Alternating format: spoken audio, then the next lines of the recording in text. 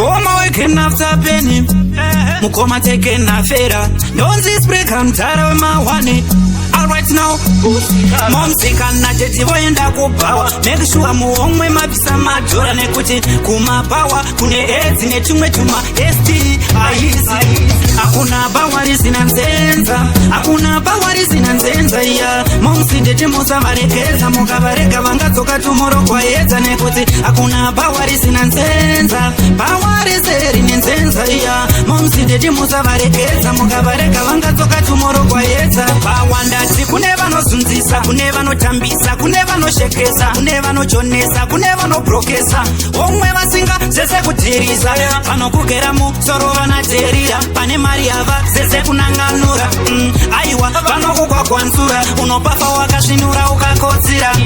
Akuna bawari sinanzenza. Akuna bawari sinanzenza ya. Momsindete musa varekeza. Mukavareka vangatsoka tumoro kwa yedza nekuti akuna bawari sinanzenza. Bawari seri nenzenza ya. Momsindete musa varekeza. Mukavareka vangatsoka tumoro kwa yedza. Next match muchaona mombe dzotengeswa. Vana nenzara patene vengo vorariswa. Kungovhunduka mini vatokapira. Munoziwa muripa wanifanikandira. Ailenda netimba renzwa iparedziyo. Vakawana kavonga ure koyo nembariro. Rudo ruya rwaku dzara runosanduka. Kuita chimbwa mupengo vanopanduka.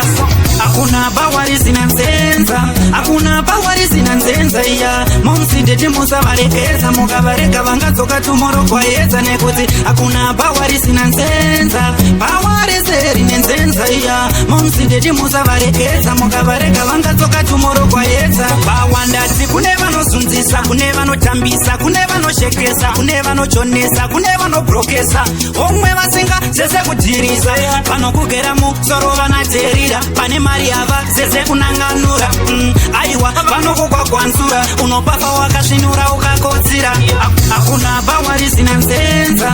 Akuna bawari sinanzenza ya. Momsindete musa varekeza. Mukavareka vangatsoka tumoro kwa yedza nekuti akuna bawari sinanzenza. Bawari seri nenzenza ya. Momsindete musa varekeza. Mukavareka vangatsoka tumoro kwa yedza. Next match muchaona mombe dzotengeswa. Vana nenzara patene vengo vorariswa. Kungovhunduka mini vatokapira. Munoziwa muripa wanifanikandira. Ailenda netimba renzwa iparedziyo. Vakawana kavoka ure koyo nembariro. Rudo ruya rwaku dzara runosanduka. Kuita chimbwa mupengo vanopanduka.